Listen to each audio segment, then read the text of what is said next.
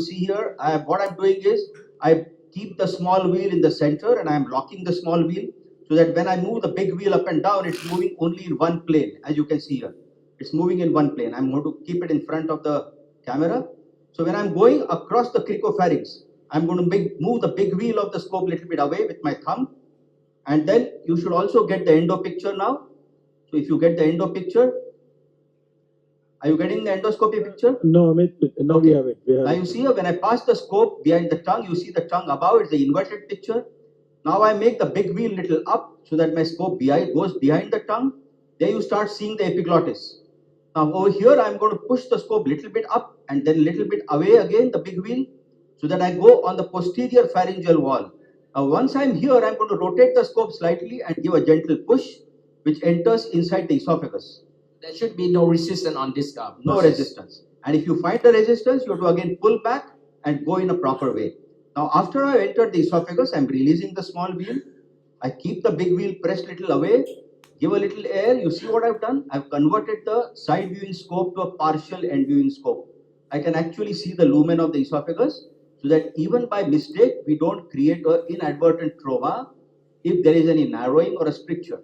So we are going slowly by slight rotation of the shaft, left and right, intermittently make the big wheel up.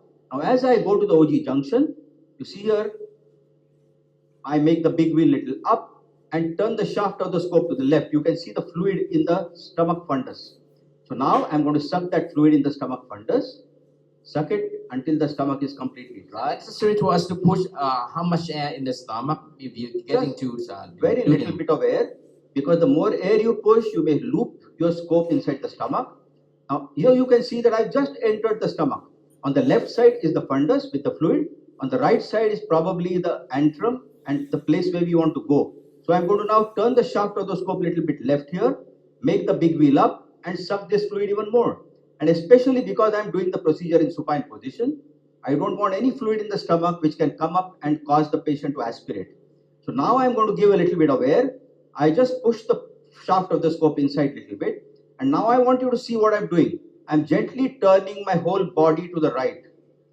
Now, as I turn my body to the right, automatically I start seeing the antrum of the stomach and the incisor angulans. Not too much of wheel turn. In fact, I have not turned the wheel at all. Now, once I come into this position, now I just keep on pushing the scope along the greater curvature of the stomach, and in between by turning the shaft this way and this way, try to keep the pylorus in the center. So keep on pushing, keep on pushing, keep on pushing, keep the pylorus in the center until we get what is called as the sun setting sign. So you go there, and when this lip of the pylorus disappears, my scope enters the duodenal bulb. Now at this stage, one should not be in a hurry to immediately turn to the right. At this stage, you should push the scope a little bit more and now turn the body to the right, and then you see what you are going to find. You will start finding the junction of the first and second part. So at this level now I am going to turn the small wheel to the right and I fix the small wheel. So now the scope is hooked at the first and second part. And now as I am turning the big wheel with my left thumb up, I am gently pulling the scope backwards. Not necessary to twist the scope too much on the right side. Now as I am pulling the scope backward, you see the major papilla I have already passed and the scope has gone beyond the ampulla of Vater.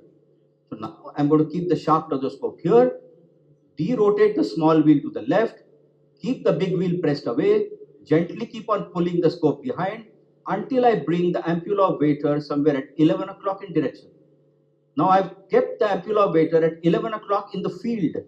Now you see, if you see the bulge of the ampulla of Vater, you have to orient the small wheel in such a way that the bulge is going from right to the left, from below upwards. So now this is how you can find this is the ampulla of Vater. Because this is the patient of stone disease, many times you get such a good ampulla where the ampullary orifice is not very tightly closed. This is a hallmark of stone disease. If you have the same patient of CA head pancreas or a malignant obstruction, you are not going to have such a cakewalk ampulla. So now what we do, already we have seen that we have in the initial lecture series that spoke about sphincterotomes, guide wires, etc. Normally what I do is to use always a sphincterotome when the indication is for therapy. You can see this is the sphincterotome. Now you bend the sphincterotome. You can see that the sphincterotome is bent. And now what you do is in your mind, you should know in which direction to go. So I want to go now, starting from here, in this axis, somewhere over here. And the guide wire I usually use for access is this 0.032 stereomo glide wire, which can be rotated.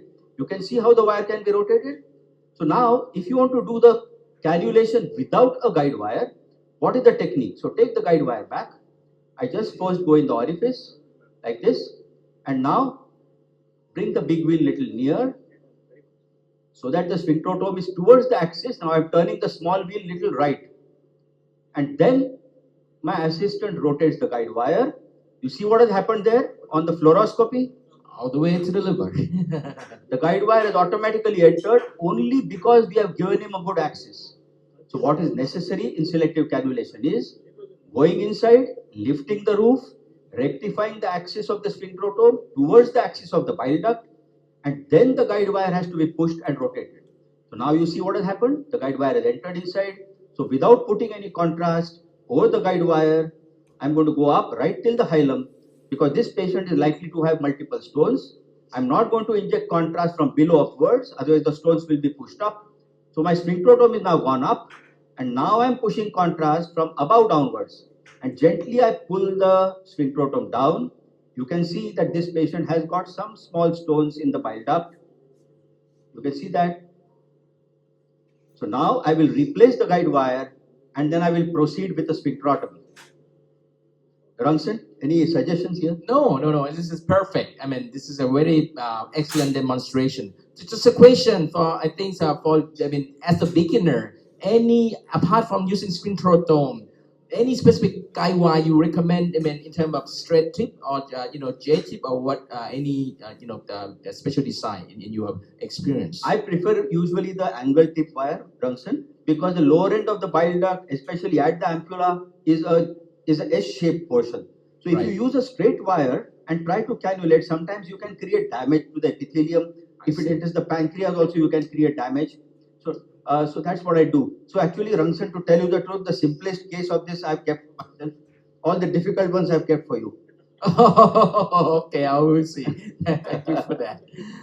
The other thing that since you got in quite nicely, but I mean, for those who didn't get in, any trick to move your catheter, if you already done in terms of very good, position or direction, any change or adjustment that you would suggest? Yes. When they try or to do That's at very that important attempt? question, Ramsar. What is important is after you have brought your sphincterotome in the right axis, very micro movements should be done of the wheels, of your body, of the shaft of the scope. Don't do any coarse movements. You have to understand that the ampulla of Vater is a very delicate, tiny organ surrounded by vital structures. Right. So if we damage it because of repeated deep and harshful cannulations, we are likely to create complications. So now what I'm doing now is doing a sphincterotomy. So I've kept 1/3 of the sphincterotomy wire inside. Now I want you all to concentrate on my hand. I'm going to hold the shaft of the scope here. See that? So bring the camera down and concentrate. See. So the movement of the wire, I'm going to control by this movement. See, look at the shaft. So you're cutting with your right hand instead of left and hand. with my left finger, I'm moving the big wheel in and out to bring it near and away from the papilla. So now you bend the wire, please. So now the wire is bent, and now with my right hand, I'm controlling the direction of the cut. How much can you cut for the beginner? If you look at this one, See, ideally, you should cut depending upon the size of the stones, the dimension of the bile duct, and the size of the ampulla of Vater. Right. So now here the stones are not very big, so this much amount of cut should be sufficient. So I'm taking out the wire, and I'm just going to pass inside a stone extraction balloon. so in India, is it more common to use balloon or basket? Yes, I think initially I used to use basket because I was trained by Nip Sohendra, but on a few occasions, of course, that time I was young, I was a little aggressive, and some stones I tried to remove, my basket got stuck, and then my basket had to be sacrificed for a mechanical lithotripsy.